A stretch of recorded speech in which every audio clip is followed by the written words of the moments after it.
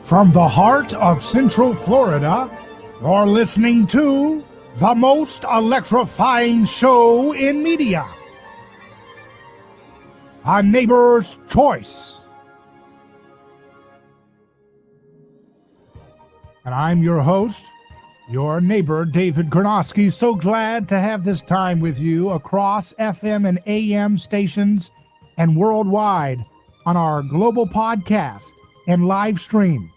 We're going to have an exciting episode for you today. We're live and we're thrilled because we're talking about a subject that we take very seriously on this program, which is criminal justice reform. We're going to talk about presidential clemency with people with real skin in the game right in the middle of this time. And it's going to be a fascinating conversation. So buckle up, because this is going to be really informational, really exciting. Because we are really powerful about this message here. We believe no victim, no crime on this program. If you don't have a victim that because of the actions you've done, you shouldn't be messed with. Unfortunately, as a legal system, we fall short of that principle.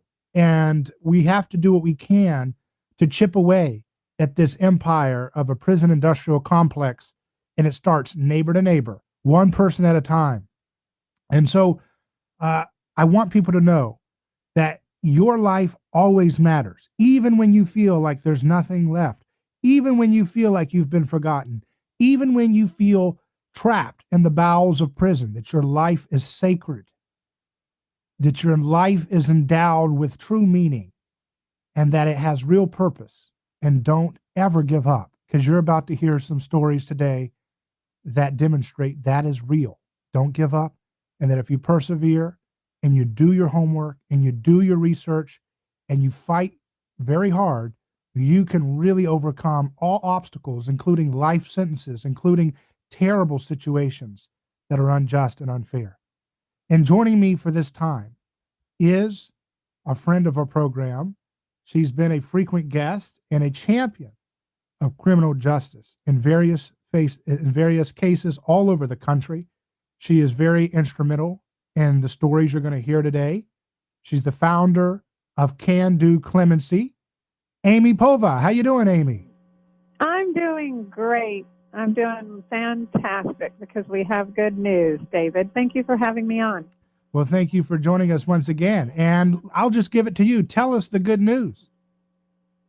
Well, Charles Tanner is coming on in just a second. And last Wednesday, not even a week ago, on October 21st, 2020, President Trump commuted his sentence and set him free, and he had to be out of the prison by 5 o'clock that afternoon. And he is an amazing man with an amazing story. First offender, undefeated light heavyweight boxer from Gary, Indiana, and again just has an amazing story and took a lot of people. We certainly don't claim all the credit, but it's a wonderful story, and I can't wait for him to share. Well, it looks like we have Charles Tanner with us. How you doing, Charles? Man, I'm blessed and highly favored. How are you? I'm doing great, and I'm glad to have you on our program. Thanks a lot. How you doing, Amy? Oh, I'm doing great, especially now that you're home where you belong and where you should have been for all of this time and reunited with your son. So how are you doing, Charles? Please give us a little backstory on the day that you got the news. And, of course, we also want to hear about the story before you went to prison. Okay, well, like I said, always, first, I want to thank God first and foremost, and Amen. And for sure, President Donald J. Trump. It was 4 o'clock count, and I was just, doing count and waiting for him to clear it. And then all of a sudden, the officer came and they grabbed me and told me to go with them. And when I got to the back, they just said, we got to get you off the compound right now. So I'm like, what are you talking about? And they said the president has granted you clemency and you're free to go today. So I just started sweating and praying all at the same time. And the next thing you know, I was in the hotel room. And then the next morning, it really hit me because when I get to Philly, I have my son, Rita Cushenberry, my girl, my manager, and the senator of Indiana was there as well. And they was all there to take me back. And my godmom and godsister came and drove down to get me. And I've been a free man ever since then. Wow, that's awesome. So, I mean, that's got to be amazing when you're sitting there, you don't know what's going on. And I'm sure prison has a real special way of trying to kind of keep you feeling down and low. I know people overcome it with mindset. But to hear the big news that the big guy himself, the president of the United States, has got your back, when you hear that from that prison official, that's got to feel pretty amazing, huh? It was beyond amazing, you know, and it was a long time coming. You know, so many people was working together to help me. They was coming together as a collective, meaning from Can Do to Buried Alive, to Will DeAngelo, to Alice Marie Johnson, to my manager Troy, state senator for Indiana. So many people has been fighting for me, and we not even talking about the people that's been in prayer for me or whatnot that really won the race. But the key to this all was that the president of the United States, Donald Trump, and his administration read my file, and they chose to send me home to give me a second chance at life. That's powerful. I saw the video, Charles Tanner. We're speaking with Charles Tanner, who's a champion boxer, and he just received clemency from President Trump. And I saw the video. President Trump tweeted it out. Ivanka Trump tweeted it out. Many other people tweeted it out. It went viral, showing you hug your son. And I thought about that for a moment because I've heard people, I'm a champion of the First Step Act and other efforts like it. And I've heard people criticize it. And I said, man, when you see the video of a father hugging his son, there is nothing that you can respond in criticism towards that. That is a godly thing, and let nothing come between that, you know? Yes, sir. And that's what I need the world and all the listeners to understand, that moment right there, you should have saw the passion, you know, not just with me, but even through my son. I left when he was 2 years old. So to be reunited back with him now as he's starting his manhood and off to college, I mean, it's beyond amazing. And I just asked to make that video to give President Trump and whoever else was involved with helping me get out or whatnot. I just wanted to thank them personally. And with the new way of social media nowadays that I don't know nothing about, you know, the people around me was like, you know, did you have anything that I wanted to say? And I said it, and I guess it touched a whole lot of people, but it was just based off the passion. They got to feel it. And there's many more brothers, women and men behind these walls that can do the same thing and have that same enlightenment to their child if they were to be let go as well. Amy, how did you get involved with Charles' story? Weldon Angelos. I have to give huge props to Weldon. He reached out to me. In fact, I initially got a message from him through, he just sent it through Facebook Messenger, and he said, hey, can you help this guy out? He's a really nice dude.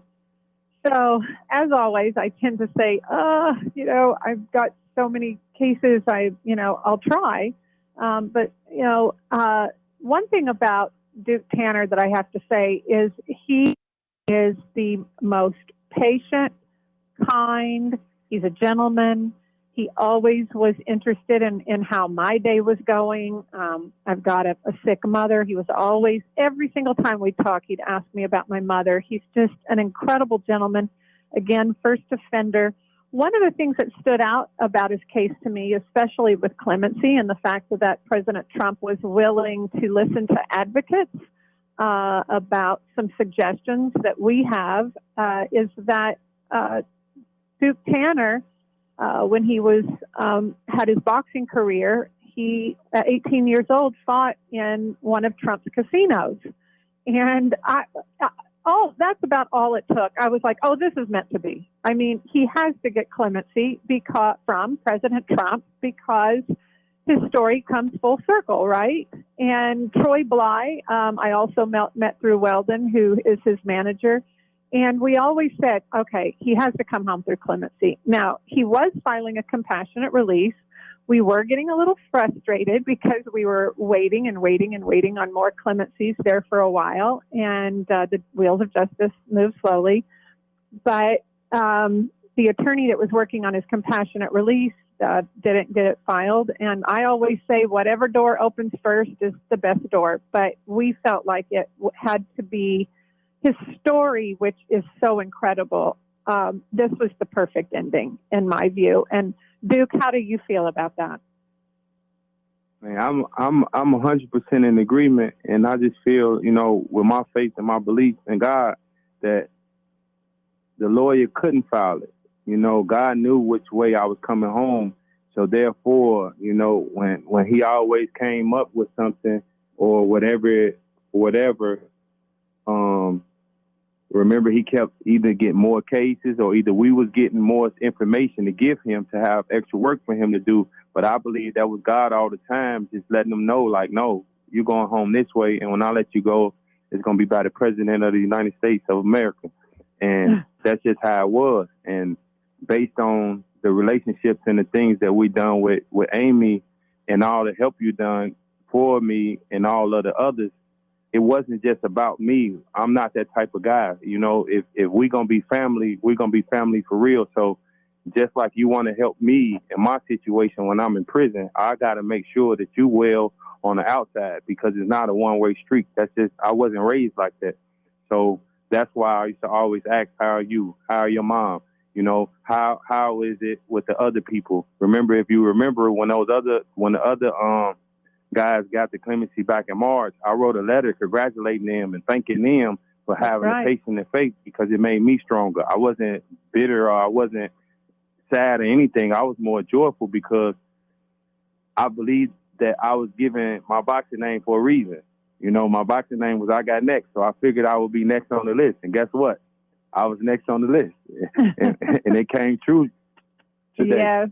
And Alice Marie Johnson went hard for you. She's used to be on my website in the top 25 women. She was #1. She's got an amazing story. She's also favored by God and by the Trump administration. She's become the face of clemency. And she really does take time to look into these cases and to push as hard as she can. And I have every faith and belief in the world that there are more coming home as well. You're listening to A Neighbor's Choice. We're speaking with Charles Tanner, who just received presidential clemency from President Trump himself. His story of reuniting with his son, who he didn't see since he was 2 years old because of our unjust anti-family justice system, went viral when he got to share a hug with his adult son. And we're going to continue with Charles Tanner and Amy Povah of CanDoClemency.com when we return in just a moment. We'll learn about Charles Tanner's story as a champion boxer and what he plans to do next with this incredible opportunity of freedom. Back in a moment.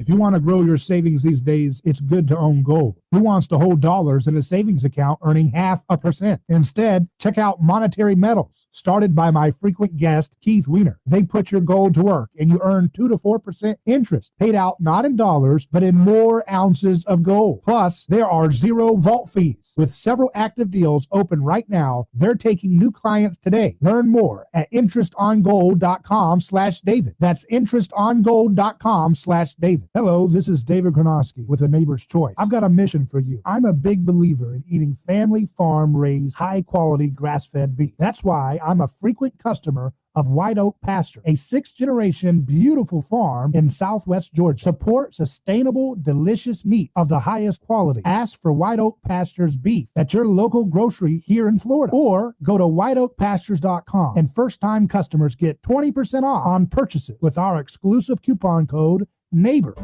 A lawsuit is not something that anyone looks forward to. It's a stressful process. There are attorneys in Tampa Bay that keep clients well informed, creating less stress. That law firm is Catania. Personal injury law is defended with full disclosure. There is no guessing game. If it's an auto accident, medical malpractice, nursing home negligence, unsafe working conditions, or motorcycle accidents. The law firm of Catania will handle the process worry-free from start to finish.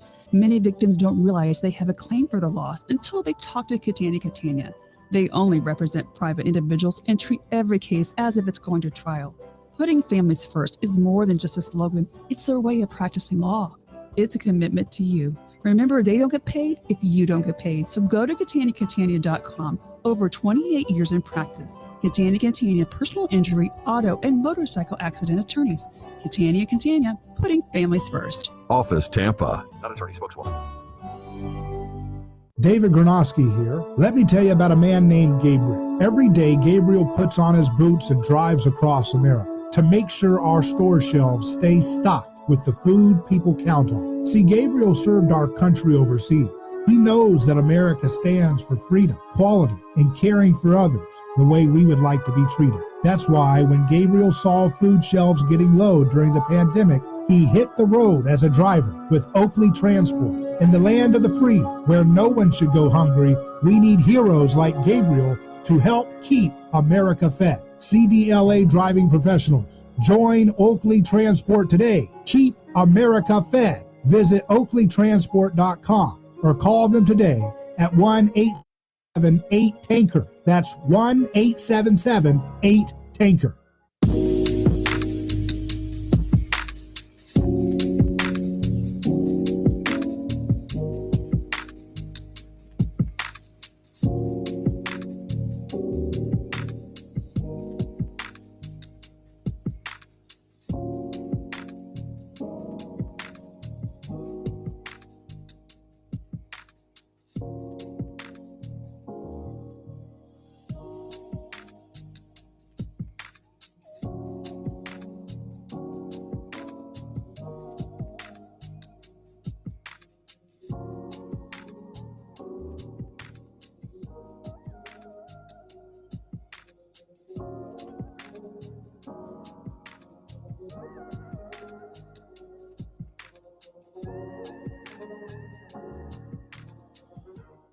A Neighbor's Choice returns. I'm David Gronowski. We're talking about the story of Charles Duke Tanner, who received presidential clemency from Donald Trump last week. I had Alice Marie Johnson, who also received clemency and a full pardon from President Trump and has become a national spokesperson for such efforts to have criminal justice and have clemency. I had her on the program last week, and she told the story about the work she'd been doing alongside my friend Amy Povah of CanDoClemency.com to get folks who have been charged with ridiculous sentences for nonviolent crimes. They haven't killed anybody. They're not terrorists. They're people who get thrown in prison for decades for nonviolent first-time offenses. And we have to change this because it's eating up families all across this country. It's consuming and chewing up lives. It's just not a system that has any sustainability. And we have to learn to move beyond a vindictive and petty justice system, which is a nanny state. It's a nanny state that wants to take care of us from cradle to grave. It wants to have us like lemmings, tell us when to wake up, tell us what to eat, tell us what to wear, tell us what to think, house us, feed us, make us work at jobs we don't want to do. This is not the kind of system that we want to have, but it starts with us taking a serious, hard look at criminal justice and the way we make laws and the way we sentence people for ridiculous times. It's just not a family-friendly culture to have that. We cannot have a society that throws away the key and sends people into the belly of a dark prison system where there's oftentimes violence and terrible conditions for health and sick, poor nutrition. Can't have it. And so I'm joined now once again by Amy Povah of CanDoClemency.com, who is instrumental alongside folks like Weldon Angelos and Alice Marie Johnson in seeing our guest Charles Tanner come back. So Charles, I wanted you to tell your story about, your life before prison and what it was like as a boxer You know, I started boxing since I was like 6 years old because, you know, my older brother, my dad used to box. So during the times, you know, I fell in love with the sport, and I turned pro right out of high school. I was 96 wins with 10 losses as an amateur. I won pretty much all the major tournaments, and I turned pro out of high school to prevent this situation that I was put in now, because I wanted to do something different. You know, coming from out of Gary, you know, it was like, it wasn't nobody really looking to be nobody or do nothing. So, you know, that's what we was really surrounded with. So at 18 years old, I turned professional or whatnot. I ran into some hard times in my pro career doing the surgery. I took it to the streets to make some quick money to hold me over. A bad mistake for me to make, you know what I mean? And I was willing to pay for it, but they wanted something different. They wanted blood, because they turned the case that technically under the guidelines is no more than the max would have been 10 years, and I ended up with 2 life sentences. Wow. But my boxing career was on the way. I was 19-0 with 11 knockouts. I had fought on Tuesday night fight, where I beat a guy that was 17-1, and I was dreaming to fight Roy Jones Jr., you know, because he was the light heavyweight champion and really one of my idols, which something that I'm saying today, I got a second chance and he's still fighting. So I think I want to fight again too. And it would be only right if I could get a fight with him. Well, very good. I like that. Yeah. You got that fighting spirit still going strong, huh? I mean, you know, what's the worst thing that can happen with me, man? I done resurrected with the help of the Trump administration and himself. I love what Alice Marie Johnson said about that. She said last week on the show, she said, I'm not afraid of cancel culture. I've come back from prison. I'm not afraid of that cancel culture. They can say whatever they want about me saying nice things about our president. Man, I would like to say something about Miss Alice Johnson. You know, I didn't know her. I never spoke to her until the day I got out of prison. You know, Amy spoke about me to her, Weldon, and many other people. But that lady's spirit, that lady, which, please excuse me, I want to say my mom now, because she said she adopted me, but her spirit, man, just the way she talked to you, she showed love. She showed so much wisdom based on everything she talked about, she know about. And like she said, she chose to help me because God told her to help me. She's not into like favors or what people think. You know, she's a real queen. And I love that, because with her support, it's going to help me be the man that I am. And that's why I came straight home working with the youth, which started with my son and his friends, and showing true redemption and trying to get things started off. You know what I mean? Because we are all a reflection of one another. And Ms. Johnson could have came home and lived her life and didn't have to help nobody. She was free, just like I am right now today. But she didn't choose to do that.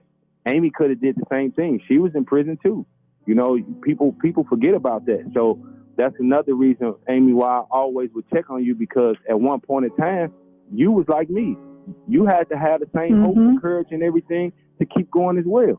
But God heard you and let you go. Well, Charles, same thing with Weldon. I appreciate your joining us, Charles Tanner. We're going to follow your story. There is all kinds of lunacy going on. Yeah. The madness of 2020. Weekdays 11 to 2. I'm just so fed up with these Democrats. It's unbelievable. Get it straight from Chris Plant. They're so hypocritical. It makes me sick. It's the Chris Plant Show. This has just got me going off. And the left is waging war against the police in the United States. Telling it like it is. You should be thanked profusely for getting to the point. You're a voice of reason in the sea of idiots. The Chris Plant Show. Weekdays 11 to 2. News Talk 1040 WHBO. First Lady Melania Trump returning to the campaign trail with 7 days to the election, appearing at a rally in Pennsylvania. We must keep Donald in the White House so he can finish what he started and our country can continue to flourish. The president making stops today in Michigan, Wisconsin, and Nebraska. Democratic nominee Joe Biden's in Georgia. I believe America in an America of hope, not fear. Unity, not division. Love, not hate. His old boss, former President Obama, is campaigning for him in Florida. Keith Raniere, sentenced to 120 years in prison for running Nexium, a self-help organization that prosecutors claim Raniere used for power, profit, and sex. COVID cases in Wisconsin have topped 200,000, the total doubling in a little over a month. Stocks closed mixed today. The Dow and the S&P were in negative territory, but the NASDAQ closed up over 70 points. Daria Albinger, ABC News.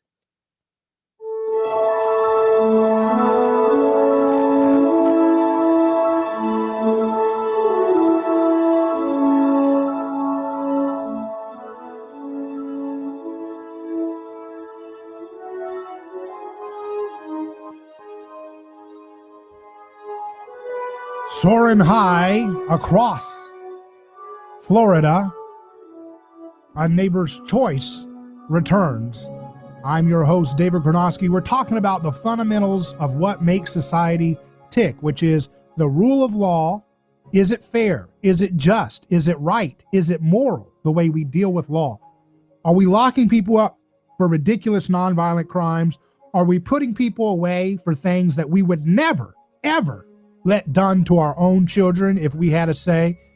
That's the questions we're thinking about today with my friend and frequent guest, president of CanDoClemency.com, Amy Povah. And Amy, I want to just kind of recap for our listeners who are joining us now. We just had Charles Tanner on, the champion boxer, and we had to go to a hard news break with the network, but I wanted you to kind of put a cherry on top to that conversation, and we'll have Charles on again. But for now, just kind of put a little fine point to the take home for this story of this great man. Well, right now he's riding a very high wave. He's not only been out less than a week, but there's talk about a film in the works. His manager, Troy Bly, was working on it before Duke got out. And I have every reason to believe that we'll see that come to fruition. And your listeners should, make a notation to keep their eyes and ears out for Duke's Got Next. Duke Got Next. Because when he was boxing and at the height of his boxing career, there was a chant that all his fans would say, which was, Duke got next. He's got the next boxing match, already in the can. So while he was in prison, there was a hashtag Duke Got Next, and that had to do, like he said, with his clemency, because we all sort of just felt like, hey, you put it out there to the universe, it can happen. And sure enough, it did for him. Couldn't have happened to a nicer man, other than maybe the next guest. Yeah, well, let's open up the next guest. We have a great a friend of our program, and I think this is just this is close to home for us because we got to follow this story very closely and see messages back and forth with our guest who's coming now. And he's someone here in the Central Florida area, and he spent a lot of years away from his family for a first-time nonviolent offense. And now we have with us our friend, John Bolin. How you doing, John? Hi, David. Hi, Amy. Oh, it's so nice to talk to you, not on a BOP prison phone. I'm overwhelmed. I'm just a flood of relief. I thought the happiness and the joy is really just starting to sink in. And the other night, my wife and I finally had this huge laugh. And because immediately when I got the news, it was just nothing but release of tears. It couldn't hold back. Just cry over everything. Well, that's fantastic. Definitely been. And for those who are new to your story, John Bolin, our guest now with us live, he just received presidential clemency from Donald Trump last week. Our president provided clemency after reviewing his case, thanks to the work of many folks, including our friend Amy Povah. I want to ask you, Amy, how did you find about John's story? Because you got him in touch with us. We had him call in live from federal prison, and then it just went on from there. And our relationship with this individual, we had June, his wife, join him on air with that first interview from prison. And I thought that was a real powerful moment. But just tell us a little bit about your getting to know John and how you got involved. Well, I have to give credit to one of your other amazing guests that's on quite often, and that's Rufus Rochelle. Rufus called me. I guess somebody got my phone number off the website, and the word was spreading throughout the prison system about the Can Do Foundation. We are typically just a referral nonprofit. We like to take cases that come referred to us by somebody we know. And at first, I didn't know who Rufus was, and he kept somewhat begging me to help him. I found out another organization was helping, and we tend to not double up. If another organization has you, we like to help people who aren't getting any help. And I told him that, and he said, "Oh, well, maybe you can help my friend John Bolen." And so he put me in touch with John, and wow, what a shocking case! I'd really like for John to share the story, because the details to this, it's not too different from Alice Marie Johnson's story in some ways, because she got laid off. She had a good job working for FedEx, and bills were mounting. She had to make her mortgage payment. She was going to lose her home. So, John, why don't you tell us what happened that put you in this situation that is so foreign to you that you normally would never have found yourself facing an indictment for a drug conspiracy case? Yeah, well, I used to fish for a living. I ran a charter fishing operation, fishing out of Sebastian. And if anybody in the Central Florida area knows, back in 2004, we had Hurricanes Francis, Gene, and I think it was Ivan that came through. And pretty much devastated my whole area, ripped the roof off my grandmother's house. But the marina that I was fishing out of got totally devastated. My boat was actually on dry dock, for protection for the storm. And I couldn't get back in the water because the marina was damaged. And the irony of it is I was getting phone call after phone call once the storms had passed for charter fishing trips, but I couldn't take them out because I'm landlocked. And I got behind, financially, and got kind of desperate. Long story short, when we finally got working again, and I ended up fishing in the Bahamas. And of course, I met the wrong people at the wrong time in my life, and I got a harder chance to make some easy money if I let these guys use the boat.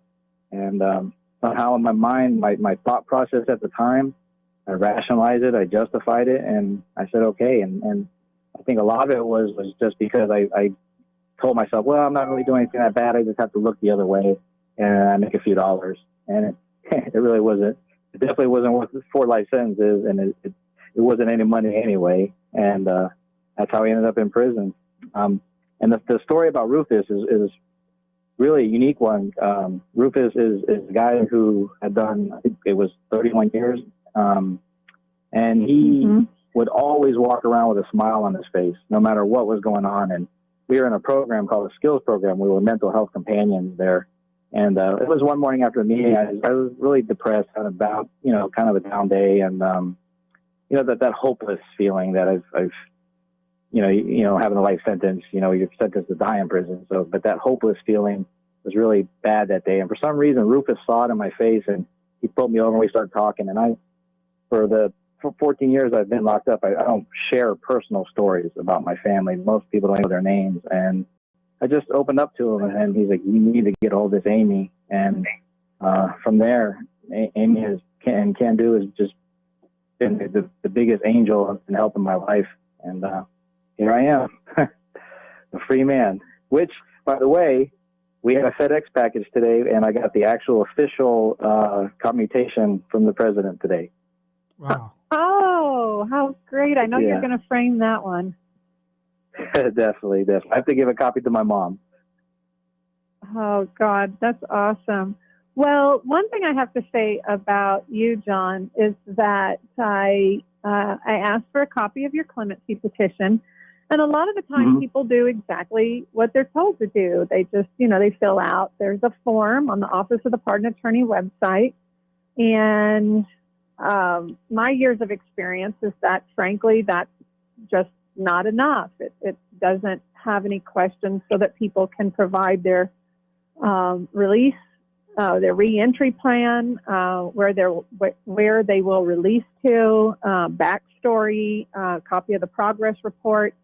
And granted, the Office of the Pardon Attorney sometimes does a little bit of that footwork, but then the Office of the Pardon Attorney turns everything over to the Department of Justice.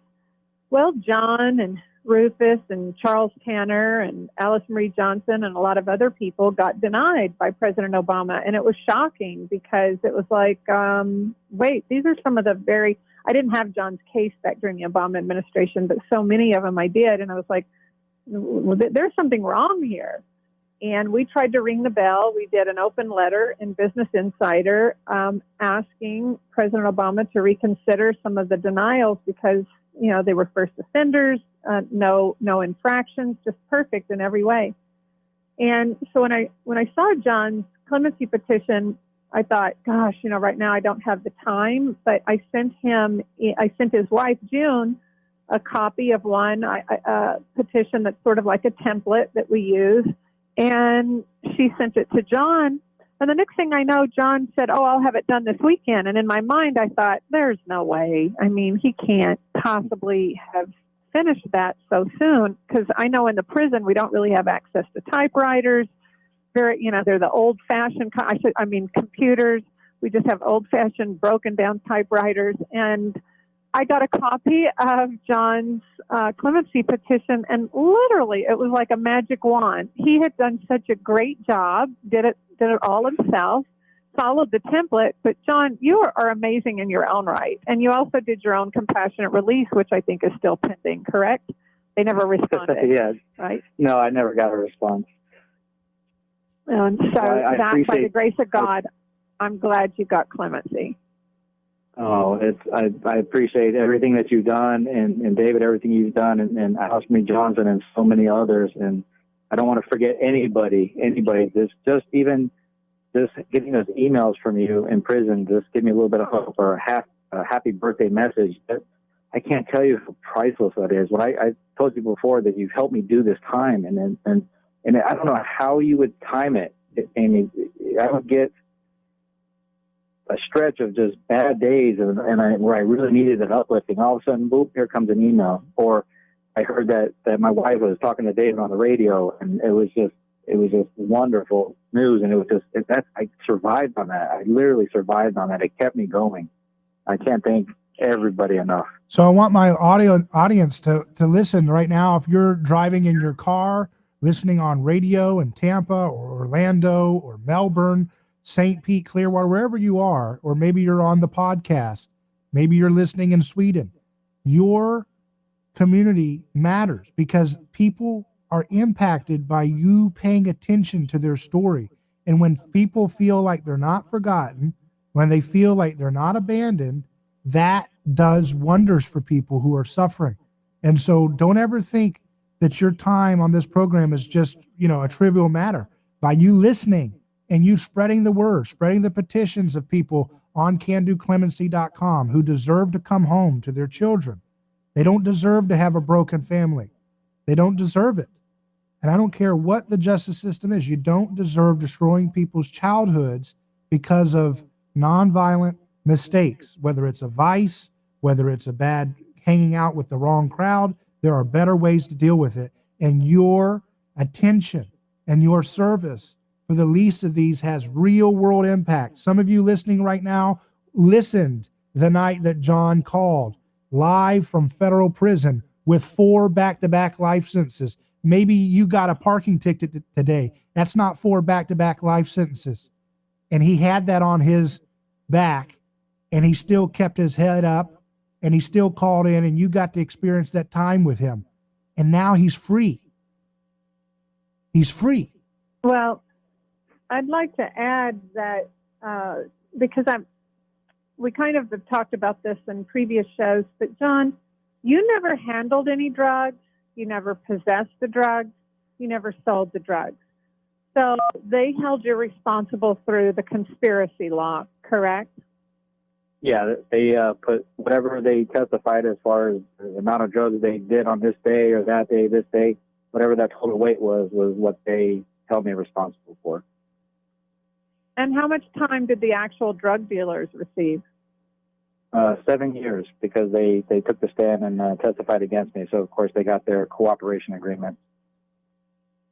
So I really want the listeners to understand the drug dealers got 7 years for merely taking the witness stand and testifying against John.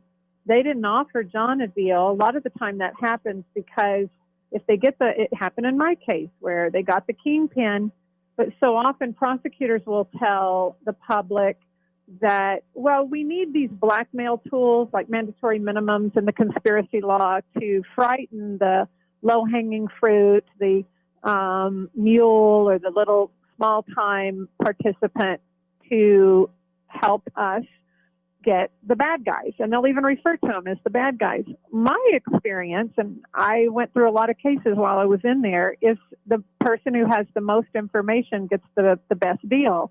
And first in, first out. The first one in to make a deal gets the shortest sentence. So it's really very ass backwards, where the government is quite often releasing the major participants, even the kingpins. The kingpin in my case got 3 years probation for snitching everybody out. So I don't think the government has any intention of actually curbing the drug supplies. It seems like they're rewarded, and then people like John that they can seize property from and then still look like they're fighting a major drug war with 4 life sentences.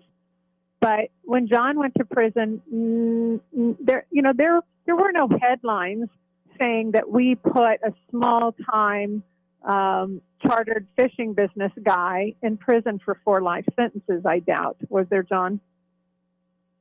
I think it made the local news. And this is just reports from family members, but, I think it ran like one news cycle, maybe the 5:30 news and then the 6:30 news. And then that was it. There really wasn't any, it kind of just quietly just get taken away and forgotten about. And that's really why I'm so thankful to President Trump, because it seems like, out of anybody in the population, incarcerated men and women have to be probably some of the most forgotten people on the planet. Amy, we have a question online. John asks, so if a mafia don testifies against his car driver, the car driver gets life and the mafia don gets 7 years, what BS is this? Is that right? The way the law is? It can be. Wow. It can be. And as a matter of fact, I served time with a woman by the name of Brenda Valencia. 60 Minutes, quite a long time ago, did her show. She gave a ride to her college roommate's mother. Her college roommate's mother's car was broken down, and the roommate said, "Will you give my mom a ride?" Brenda gave her a ride. She did know that her mother kind of dabbled in, selling drugs, kind of street level, but Brenda was going to college. She had nothing to do with any of that. She just gave the woman a ride, and she ended up with a 10-year mandatory minimum sentence.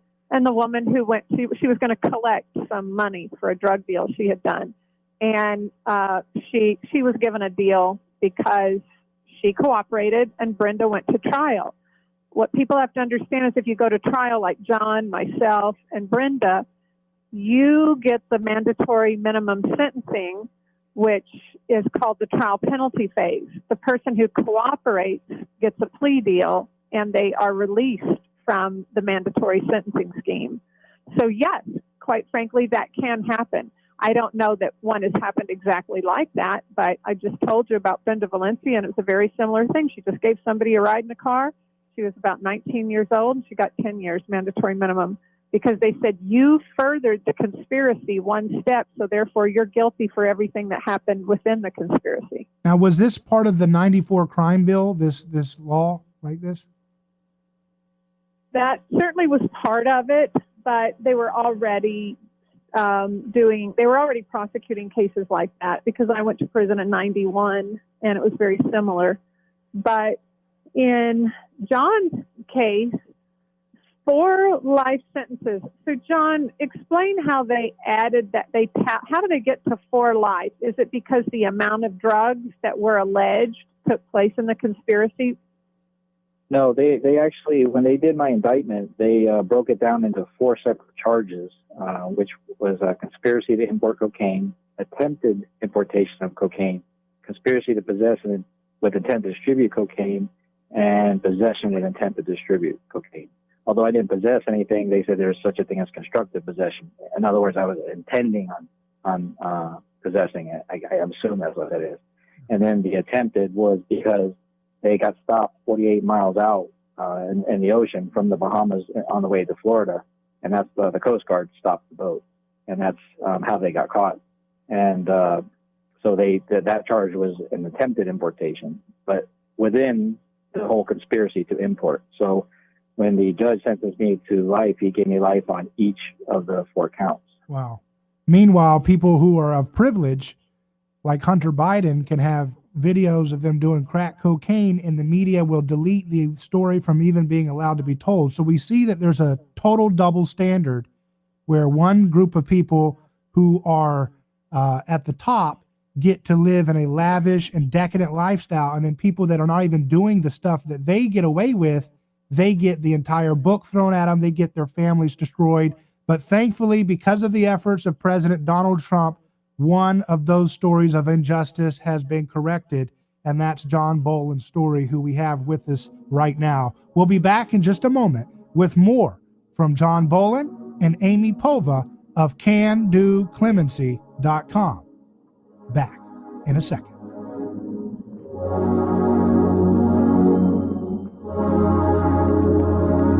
Hello, this is David Gronowski with A Neighbor's Choice. I've got a mission for you. I'm a big believer in eating family farm-raised, high-quality, grass-fed beef. That's why I'm a frequent customer of White Oak Pasture, a 6th-generation beautiful farm in southwest Georgia. Support sustainable, delicious meat of the highest quality. Ask for White Oak Pasture's beef at your local grocery here in Florida, or go to whiteoakpastures.com, and first-time customers get 20% off on purchases with our exclusive coupon code NEIGHBOR. A lawsuit is not something that anyone looks forward to. It's a stressful process. There are attorneys in Tampa Bay that keep clients well informed, creating less stress. That law firm is Catania. Personal injury law is defended with full disclosure. There is no guessing game. If it's an auto accident, medical malpractice, nursing home negligence, unsafe working conditions, or motorcycle accidents, the law firm of Catania will handle the process worry-free from start to finish. Many victims don't realize they have a claim for the loss until they talk to Catania. They only represent private individuals and treat every case as if it's going to trial. Putting families first is more than just a slogan. It's their way of practicing law. It's a commitment to you. Remember, they don't get paid if you don't get paid. So go to Catania.com. Over 28 years in practice. Catania, personal injury, auto, and motorcycle accident attorneys. Catania, putting families first. Office Tampa. Not attorney spokeswoman. David Gronowski here. Let me tell you about a man named Gabriel. Every day, Gabriel puts on his boots and drives across America to make sure our store shelves stay stocked with the food people count on. See, Gabriel served our country overseas.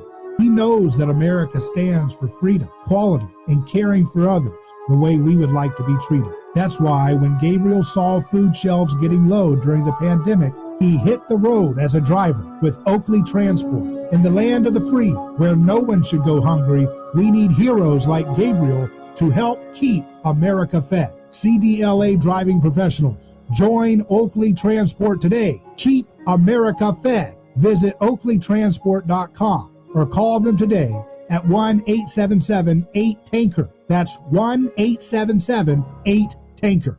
If you want to grow your savings these days, it's good to own gold. Who wants to hold dollars in a savings account earning 0.5%? Instead, check out Monetary Metals, started by my frequent guest, Keith Weiner. They put your gold to work, and you earn 2 to 4% interest, paid out not in dollars, but in more ounces of gold. Plus, there are 0 vault fees. With several active deals open right now, they're taking new clients today. Learn more at interestongold.com/David. That's interestongold.com/David.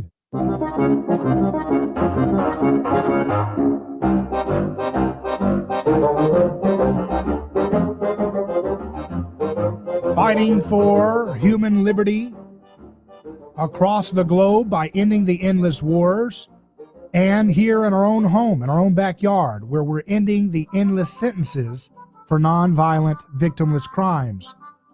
You're listening to A Neighbor's Choice. I'm David Gronowski here with my friend Amy Povah of the Can Do Clemency .com organization. That's CanDoClemency.com. We're here with John Bolen, and I'm going to kick it back to you, Amy.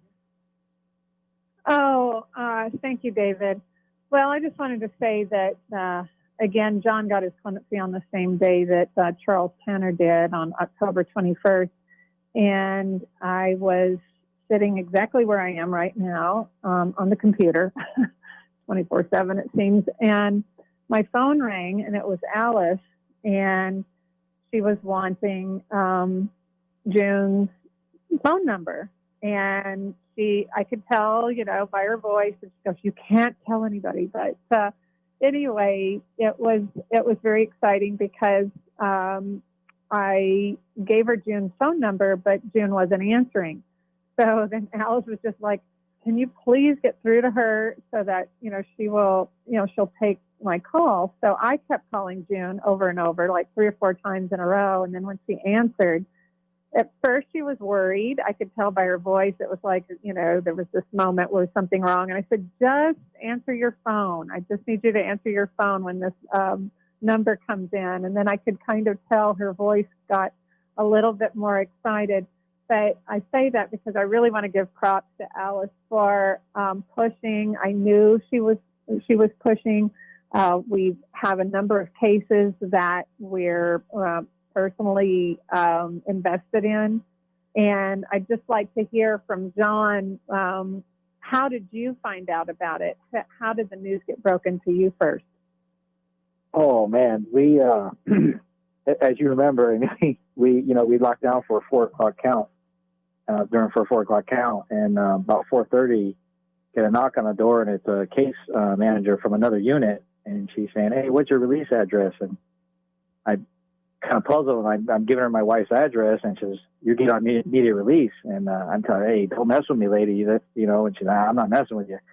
And I asked her, was it compassionate release or clemency? And she just said, "Just get your stuff. I have to get you out of here." And she left, and I locked the room, and I'm just shaking. My adrenaline's pumping. I can't believe it. It was just incredible. So she comes back, and I ask her again, and she says, "No, you got presidential clemency, but listen, it's late. We have to get you out of here. The wardens are waiting. We have to get you in a cab and to the bus station because you have to go to Miami." And by now, the dorm is erupting, and everybody's banging on the doors and cheering and this and that. And so she had taken me to the back, and I'm just, my adrenaline, I'm shaking. I can't sit still. I'm, oh my God. And so I'm asking for a phone call. And I'm all prepared to plead my case of why I need a phone call. I've never asked for a phone call, other than getting on the phone and paying, the money and getting the BOP recording and all that. And so I had called my wife, and I had all kinds of things, that I visualized in the past that should I get this, what I would say to my wife, be funny or witty or cool. And I just picked up the phone and I just said, "It's over." And I just started bawling. It's over. And, it's over. That's all I could muster. And then just cried all over the table and my shirt and everything. And wow. Literally 20 minutes after that, I'm going out the front, and I had to get verified by the staff there to make sure I was the right person. And then I got into a cab, and she took me to the bus station. Well, John, you're home, and we are glad for that. Here's your article sentence when you were asking for clemency. You said, "I feel God answers my pleas for forgiveness through the gracious work of criminal justice advocates like Amy." I appreciate you guys for being on the program. I'm David Gronowski. Your home for news, talk, and information. 1040 WHPO Pinellas Park, Tampa.